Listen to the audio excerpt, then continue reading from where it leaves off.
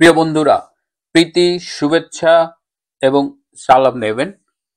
আজ সারাদিন talk of the country হলো আমেরিকার ট্রাম্প প্রশাসন বাংলাদেশের উপরে 37% ট্যারিফ আরোপ করেছে। এটা নিয়ে কথাবার্তা এবং বলা হচ্ছে যে এর ফলে আমরা যেসব প্রোডাক্ট আমেরিকা এক্সপোর্ট করি সেগুলো বেশ কম্পিটিশনে পড়বে। এবং তার আগে আসলে এই ট্যারিফ এই বিষয়টা কি এটা নিয়ে একটু আলাপ করি, তাহলে পরবর্তী আলাপগুলো সুবিধা হবে। যে ট্রাম্প ক্ষমতায় এসেই কিন্তু একটা ট্রেড ওয়ার বা বাণিজ্যিক যুদ্ধের সূচনা করেছেন এই ট্যারিফ আরোপের মাধ্যমে। প্রথমেই আমরা দেখেছিলাম যে তিনি কানাডায় জাস্টিন ট্রুডোর সাথে মিটিং শেষে বলেছিলেন যে কানাডা যেসব প্রোডাক্ট আমেরিকায় পাঠায় সেখানে 20% ট্যারিফ যোগ হবে, অর্থাৎ শুল্ক প্রদান করতে হবে। তার মানে একটা জিনিস আমি খেয়াল করলাম যে আমেরিকা যদি বাংলাদেশে একটা জিনিস পাঠাতে চায়, রপ্তানি করে, তাহলে সেই পণ্যটার উপরে বাংলাদেশ 74% কর আরোপ করে, শুল্ক অ্যাড হয়, ট্যারিফ অ্যাড হয়। তো আমেরিকায় আবার বাংলাদেশ যখন আমেরিকায় কিছু পাঠায়, বাংলাদেশ যখন আমেরিকায় রপ্তানি করে, তখন সেখানে আমেরিকা ট্যারিফ দিতে হয় 15%। মানে আমেরিকা কিছু পাঠালে দিচ্ছে 74%, আবার আমেরিকা যখন ইম্পোর্ট করতেছে তখন বাংলাদেশ আমেরিকাকে দিচ্ছে 15%। 74% আর 15%, গ্যাপটা কিন্তু অনেক বেশি। এবং এটা শুধু বাংলাদেশ আমেরিকার ক্ষেত্রে না, অধিকাংশ দেশের ক্ষেত্রেই আমেরিকা যখন এক্সপোর্ট করে তখন অনেক বেশি ট্যারিফ দেয়, ট্যাক্স দেয়, আবার যখন ইম্পোর্ট করে তখন অনেক কম কর নেয়। তো এইটা ট্রাম্পের মনে হয়েছে যে এই পার্থক্যটা কমানো উচিত।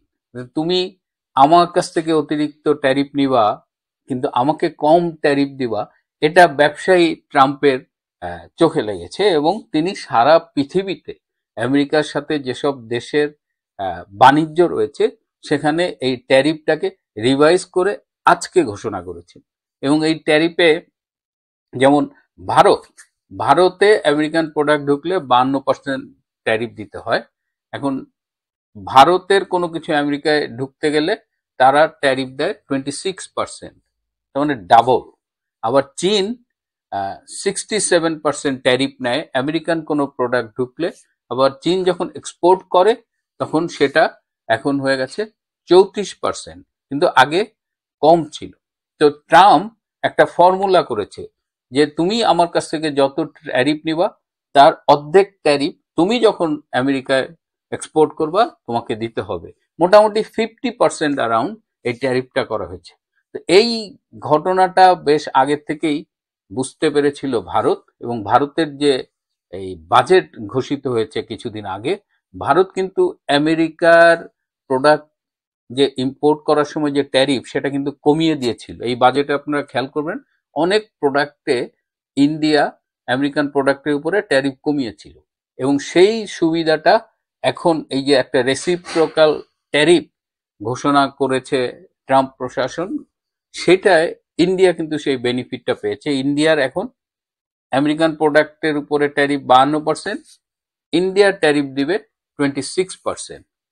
বাংলাদেশ আগে দিত 15%, এখন দেবে 37%। সো ন্যাচারালি আমরা আমেরিকার থেকে কি ইম্পোর্ট করি? আমেরিকা থেকে আমরা স্ক্র্যাপ আয়রন ইম্পোর্ট করি, র কটন কাঁচা তুলাটা ইম্পোর্ট করি, আর পেট্রোলিয়াম গ্যাস ইম্পোর্ট করি। This are the three main things. এছাড়াও ধরেন আমরা বোয়িং কিনেছি, এখন বোয়িং এর খুচরা যন্ত্রাংশ আমাদের ইম্পোর্ট করতে হবে।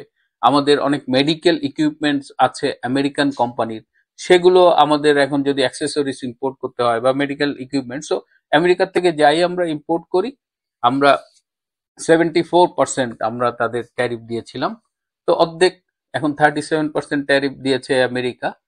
কিন্তু আমাদের যে এক্সপোর্ট, যেটা আমাদের মেইন এক্সপোর্ট হলো গার্মেন্টস, এছাড়াও আমরা কিছু লেদার প্রোডাক্টস, মেডিসিন, আমরা কিন্তু আমেরিকায় মেডিসিনও এক্সপোর্ট করি, বিশেষ করে হার্টের মেডিসিন যেটা বেক্সিমকো ফার্মাসিউটিক্যালস করে।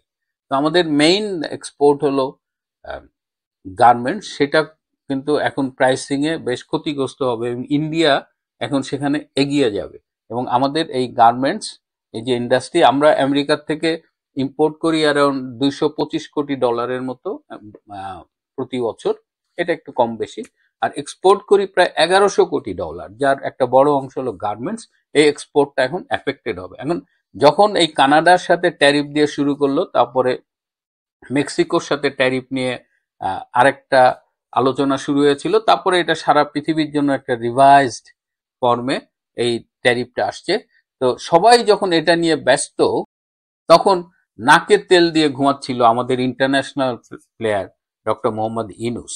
তার কিন্তু এটা নিয়ে কোনো হেডেক ছিল না। তার এমন ভাব ছিল যে সারা পৃথিবী তো তার বন্ধু, তাকে কাউন্ট করে। মোহাম্মদ ইউনূসের নাম শুনলেই সারা পৃথিবী ভিমরি খায়, সুতরাং বাংলাদেশের কিছু হবে না। কিন্তু যখন এখন ট্যারিফটা আরোপিত হয়ে গেছে, এখন ঘুম আরাম হয়ে গেছে। এই যে এই শো করার আগে দেখলাম যে এখন তারা এনবিআর এখন আমেরিকান প্রোডাক্টের উপরে শুল্ক পুনর্বিবেচনা করছে। সবাই যখন রিয়াক্ট করছে, তখন আমরা নাকে তেল দিয়ে ঘুমাচ্ছিলাম।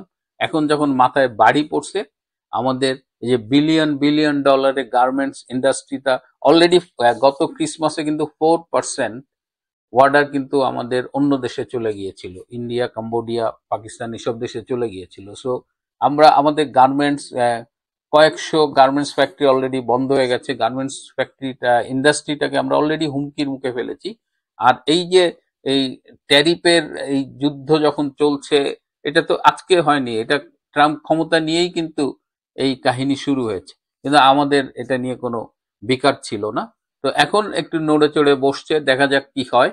হ্যাঁ, কারণ ট্রাম্পের ফর্মুলাটা খুব ইজি, এবং ট্রাম্প ব্যবসায়ী, যে তুমি আমি ব্যবসা করব, ব্যবসায় আমাদের মধ্যে কোনো পিরিতি নাই।